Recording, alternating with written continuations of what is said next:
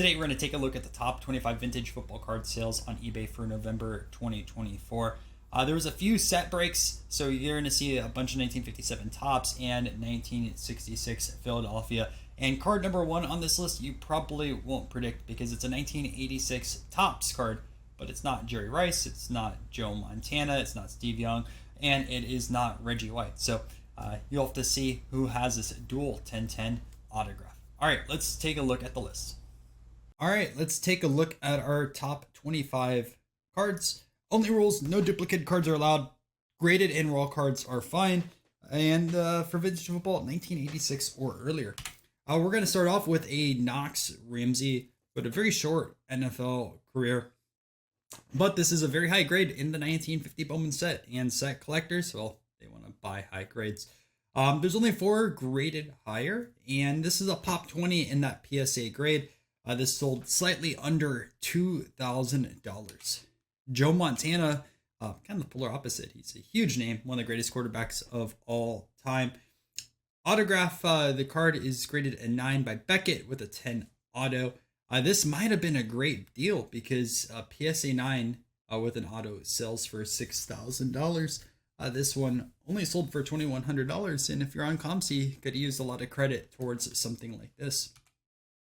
1951, Tom Landry in a PSA 8, a legendary Dallas Cowboys coach.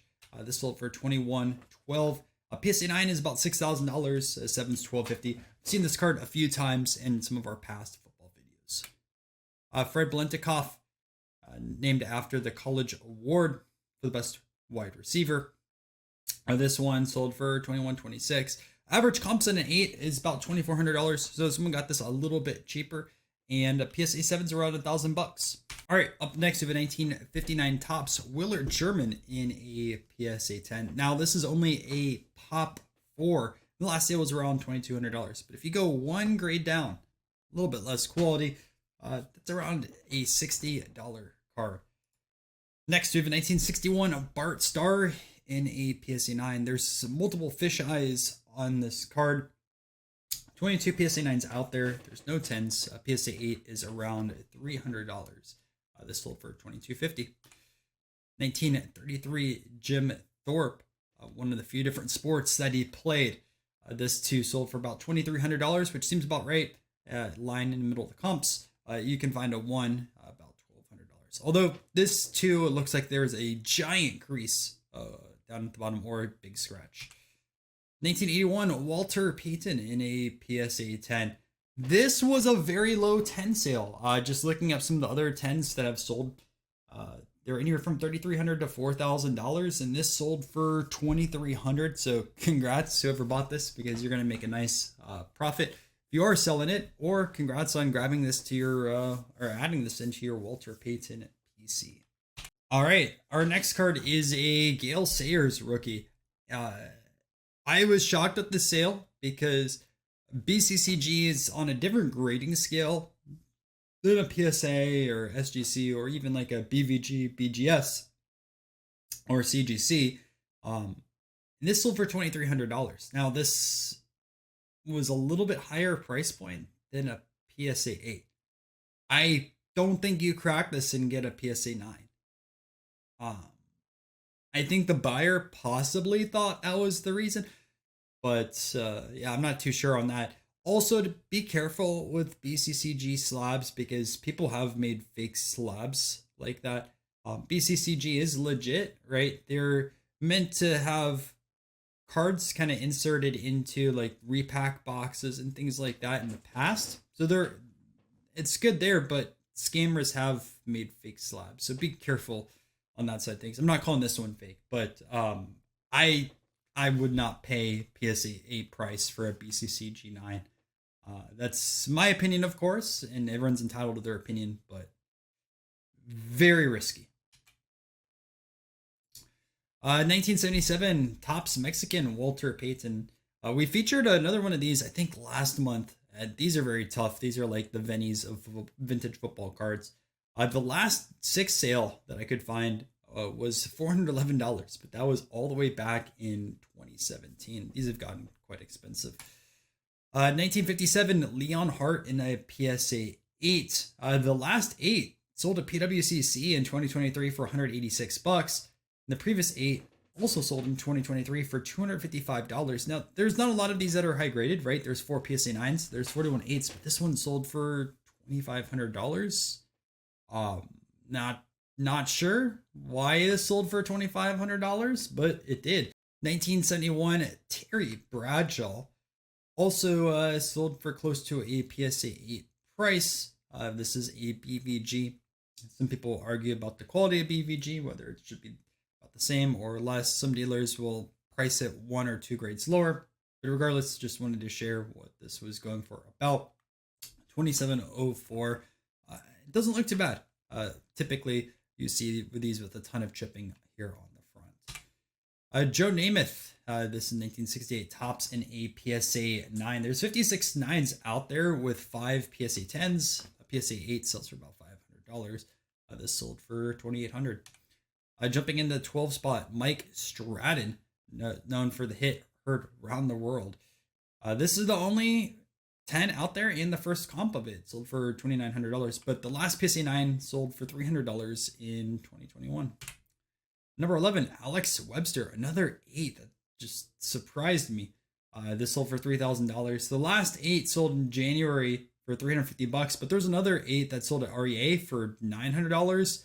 I mean, these prices fluctuate a ton, $350 to $3,000 in a year. There's 3 9s out there, so there's not a lot of 9s, but there's 53 PSA 8s. So before we jump into our top 10, let's take a look at some honorable mentions. Frank Ryan, 1966 Philadelphia. Early type of Fitzpatrick, right? Only NFL quarterback to earn a PhD during his playing career. Although I don't think Fitzmagic or has a PhD, although he did go to Harvard. Yeah, this sold for $1,800, and another 9 sold this year for $1,822. There's no 10s. Roy Jefferson, 9 PSA 9s. There's only 1 10. The last 9 sold for $280 in 2020, so it's been a very long time. This sold for $1,816. You can find an 8 around $100. Jerry Rice, 1986 tops. I was surprised that there's 1,100 PSA 9s out there. PSA 8 sells for about $550. This sold for $19. We have an Otto Graham, 1950 Bowman. This was a cheap sale because typically 7s are around $2,500. This sold for $1,926. PSA 6 you can find for $1,200. Johnny Unitas, 1957 tops. 8's about $9,000. A 6 is about $1,000, and a 7 it's about $2,000. Which it seems like 7 has pretty good value. That's it. Things, but obviously there's a lot less 8s out there. Jim Lansford, PSA 5 sold for $2,100. The 6 sold for $1,985. So either 5 was overvalued or the 6 went for a pretty good bargain. 1986 Walter Payton in a PSA 10. It's a pop 72 in a PSA 10 and a PSA 9. Yeah, that's only $80. Ed Meter, I think that's how you say it. Apologize if not. PSA 9s have sold in 2022 and 2023 about $350. This one sold for $2,000. A lot of high grade vintage football has been getting picked off at high prices. There's 7 PSA 9s, no 10s. All right, let's jump into our 10s now. So this is going to be our top 10. Jim Bacon or Backen, $3,050, 4-time Pro Bowler as a kicker. Pop 2 PSA 9 with no 10s out there. Dick Butkus, 1966 Philadelphia. There's been a ton of Philadelphias. 169 PSA 8s out there. There's only 13 graded higher. This sold for $3,155. PSA 7's about $1,000. 1978 tops Wholesome of Walter Payton. There's 11 10s out there. A 9 sold in 2021 for $1,600, but another 10 sold for $3,600 at Heritage last year. Jumping into the 7 spot, Joe Childress, another high grade 57.